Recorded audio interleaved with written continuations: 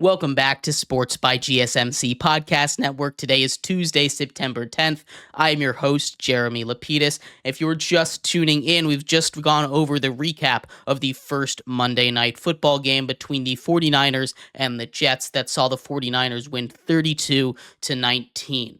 In this segment, we are going to get into our NFL power rankings. We did a little bit of one for week one, preseason. After week one, the dust have settled. We're going to get our week two power rankings in here. But before we get into that, remember, if you would like to be an even bigger part of the show than you already are, all you need to do is go to gsmcpodcast.net. Or if you are on YouTube, you can use that super chat feature. If you do either of those two things, a message should pop up on the bottom of the screen for you, me, and everybody else around the world to see.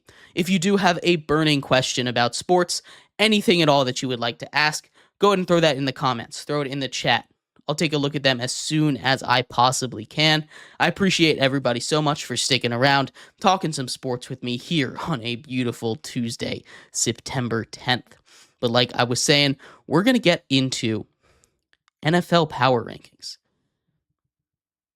The NFL had its first week of the season in the books, and we learned a lot, I think.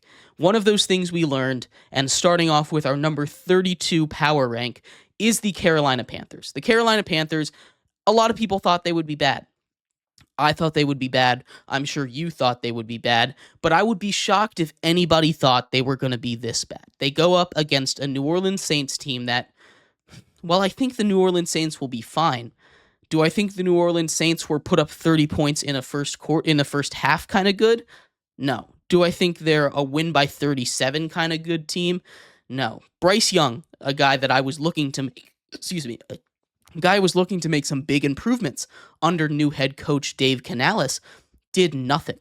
He looked even worse than he did in year one. All the progress that he seemingly had made had gone away overnight. His first throw, intercepted. He got an open receiver, overthrew him, intercepted. They could get nothing going. They got a little bit going on a 2-minute drill at the end of the half to go down 30-27 as 30-3 as opposed to 30-0 heading into the half. But this team looked awful. The defense, disgustingly bad. And we knew it was going to be bad, but we didn't think it was going to be this bad. On top of that, Derrick Brown, their best defensive player, now out for the season, getting surgery. This team is not going to get any better. They stick at their 32 spot, or they go down one spot, from 31 to 32 in week 2. At 31, I've got the New York Giants, and as much as it hurts me to say it, the New York Giants were pretty clearly the second worst team in football. Daniel Jones looked disgustingly bad. They could not get anything going on offense. Threw a pick six, and a fun stat that's been circling around for those who haven't heard it. Since Daniel Jones signed his massive contract, his $40 million a year contract, he has thrown more touchdowns to the other team than he has to his own team. That's right, more pick sixes than touchdowns Daniel Jones has thrown since he signed his contract. He's looking to do a get-right game against the Washington Commanders, a team that he famously has been good against, the only team that he has been good against. 10 touchdowns to 3 interceptions. We'll see if he can have a bounce back, but for now, the New York Giants and their ugly uniforms, oh my God, sit at spot 31, down 2 spots from where they were last week. At 30, we have the Denver Broncos. The Denver Broncos starting Bo Nix, and we'll get to Bo Nix later on in the show when we break down the rookies, but he did not look really good. He looked solid in the preseason. He could not throw a ball further than 10 yards, and that was my big criticism with him if you take a look at it. He threw 2 interceptions and was 2 for 12 on balls that were deeper than 10 yards. He could only do checkdowns, and that's not how you win football games. The Denver Broncos are in trouble this year. They're at my number 30 spot, same as they were last week. At 29, the New England Patriots get a big win. They're up 3 spots from the basement of the power rankings to number 29. They beat the Cincinnati Bengals, a team that I had very highly ranked. It wasn't very pretty. They didn't do anything great, but the Bengals just kind of lost the game themselves. The Bengals made a lot of mistakes. The Patriots didn't make mistakes, and when your team as bad as the New England Patriots are, you need to play mistake-free football. They did that. They get rewarded climbing up a couple spots above the truly horrific teams in the NFL. They slot in at number 29. At 28, we have the Las Vegas Raiders. And I've seen a lot of people kind of higher on the Raiders, but their coaching decisions I could not. They're down one spot from where they were last week at 27. They're here at 28.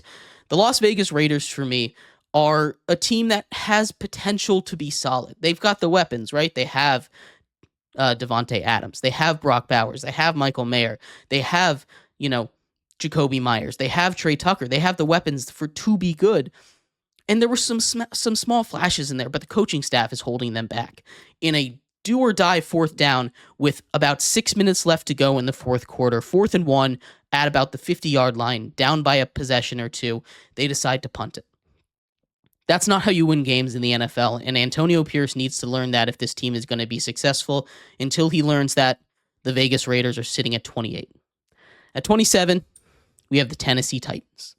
The Tennessee Titans are a really interesting team because their defense looks really good. Their defense looked so good, they didn't allow a single touchdown all game. They're one of two teams to not allow a touchdown all game and still lose. And yet they lost. And that's because the offense looked so bad, especially in that second half. Will Levis made countless unforgivable mistakes, including one where he just shovels a pass for a pick six to the Bears and then does the surrender cobra. Knees on the ground, hands on the head, just what have I done kind of pose. Not exactly what you're looking for in a quarterback to inspire confidence. I need the Titans to look up because they have a tough schedule down the road. They don't get much of a break. This is a Titans team with that defense. If they could get the offense that they got in the first half, they could win some games. But the Bears were a very winnable game with Caleb Williams' first start. He did not do anything offensively. The Titans needed to capitalize on that, and they just were unable to do so. At 26, the Atlanta Falcons. And this is the other team, that didn't allow a touchdown offensively. They held the Steelers to 6 field goals. Defense did its job. Again, it's not the best offensive unit, but Kirk Cousins looked awful. I don't really know how else to say it. You pay this man over $100 million guaranteed. It looks like he's not healthy. He can't step into his throws. He didn't look confident. He changed his entire footwork from what he's done his entire career once he got to Atlanta. I don't know if that's coaching or that's because he's trying to support his Achilles. Maybe it's time we give the rookie a chance. And this is a little early to call for it, but this is a team that has a lot of expectations. This is a team that went all in this season. They went and traded for Matthew Judon. They signed Justin Simmons. They brought in a new head coach, brought in Kirk Cousins. This was a team that was supposed to go and be a playoff contender at a minimum this year, and they are not looking like it. They need to seriously think about whether Kirk Cousins is fully healthy and ready to be the quarterback for a competitive team. If not, give Michael Penix a chance. He looked good in preseason, and maybe that's a little unfair, but this team needs to have something else going offensively. Bijan couldn't get anything because nothing was working from Kirk Cousins, and once they fell behind, it was just kind of wraps. At 25, the Cleveland Browns. And the Cleveland Browns, just look at this picture, right? That's all you need to see. Deshaun Watson looks like a shell of a shell of a shell of a shell of his former self. He could not throw the ball. He wasn't comfortable in the pocket. He was bailing out of clean pockets. He was not making accurate reads. He looked awful. And on top of that, another allegation has just come out against him. He won't be placed on the commissioner's exempt list, but this situation is quickly becoming a dumpster fire, one of the worst trades in all of NFL history. They give up so much, give him $230 million guaranteed, which was the biggest for years until Dak Prescott just broke it at $231 guaranteed. The Browns should really consider putting Jameis Winston in because they're not going to win games with Deshaun Watson back there at quarterback unless he can have a drastic turnaround. It's just a mess over there. And that entire GM coaching staff, that whole front office is going to get fired if they ride with him any longer. At 24, the Washington Commanders. Another rookie quarterback. This time the defense is holding him back. The defense is awful. Emmanuel Forbes is not a starting cornerback in the NFL. He can't match up physically with anyone. He's not big enough, not fast enough. Jaden Daniels looks solid, but that defense is really going to hold them back. The Commanders sit here at 24. At 23, the Los Angeles Chargers, and I was looking through power rankings, curious to see how close they were to mine. I saw people putting the Chargers in the top 10, and maybe I'm delusional for this. Maybe I am way too low on the Chargers here, but they just beat up on a Raiders team that has nothing defensively outside of Christian Wilkins and Max Crosby. And yes, they did a great job on them. And yes, J.K. Dobbins ran for 13 yards a carry. But do that against a good defense, and then I'll give you props. Do that against a team that you're not expected to beat, and I'll give you props. This team still looked awful offensively. Defensively, they didn't look much better, but they were going up against a Raiders team that isn't the greatest offensively. I need to see an impressive win before I vault them all the way up into the top 10. That's ridiculous to me. I don't understand it. At 22, the Minnesota Vikings. They climb 4 spots from their last ranking. They beat up on the Giants. Sam Darnold looked like he could fit in. This is what we thought he might be able to do with Minnesota, but after an abysmal preseason training camp, people were low on him. I was low on him. The Vikings offense looks like they're going to be just fine. Aaron Jones, an awesome addition. I love Aaron Jones, 94 yards and a touchdown against the Giants. The pass rushing offensive line, the pass protection, they held up good against a very solid defensive line of the New York Giants. Brian Burns, Kayvon Thibodeau, Dexter Lawrence. That's a scary defensive line trio, one of the scariest in the NFL, and they held up just fine. Sam Darnold started off the game almost perfect. He went, I believe, 13 for 13 before finally throwing an incompletion. He looked solid. He was accurate, and that's all he needs to do. If he takes care of this ball, this Vikings team could win a couple games and surprise some people. At 21, Caleb Williams and the Chicago Bears. And it shouldn't be Caleb Williams and the Chicago Bears. It should be the Bears defense and special teams and Caleb Williams. Caleb Williams was along for the ride on this one. He got a win. He should be concerned, though. Bears fans should still be optimistic. It was a first game. He threw for less than 100 yards. He didn't look elusive in the pocket. He wasn't able to get away from, albeit a solid Titans defense, but that offensive line is a bit of an issue. They need to be able to get stuff done on offense because they're not going to be able to get away with teams losing games for them, right? They scored 2 defensive touchdowns, had a bunch of turnovers.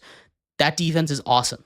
Caleb Williams just needs to figure it out, and I still think he can, but that defense is doing all the work again. It's like the Trubisky era. We need to see if a quarterback can make them true contenders. They sit at 21. Starting off in the top 20, the New Orleans Saints, who had a very impressive show of offense against a very bad team in the Carolina Panthers. Because of that, I can't move them up too much. I was able to move them up 3 spots. I don't believe their offense is this good. I don't think Alvin Kamara is going to run for 5 yards a carry every single game. I just don't think he has that in him anymore.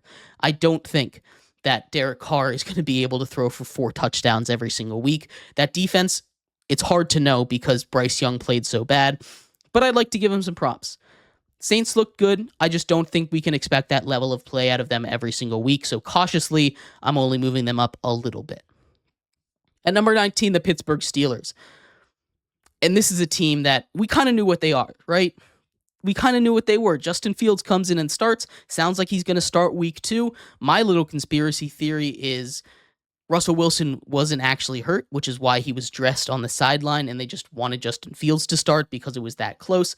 Justin Fields does his job, wins the game, gets him in position for 6 field goals, but it was mostly TJ Watt. TJ Watt was a game wrecker there. He only ended up with 1 sack, but if you count the ones that got called back due to penalty, he ended up with 3 forced fumbles, 2 strip sacks, and about 4 sacks total. He was a monster, and he's my personal front runner for Defensive Player of the Year right now. The Pittsburgh Steelers are going to rely on their defense, and they're going to find a way to win 9 games again, because of course they are. At 18, the Jacksonville Jaguars, and they held tough against a good Miami Dolphins team. They shut down that offense for the first half of the game, which I was very, very impressed by. The offense on their side of things needs to be a little more explosive.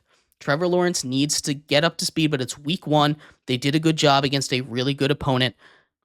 They get to stand pat at 18 for now.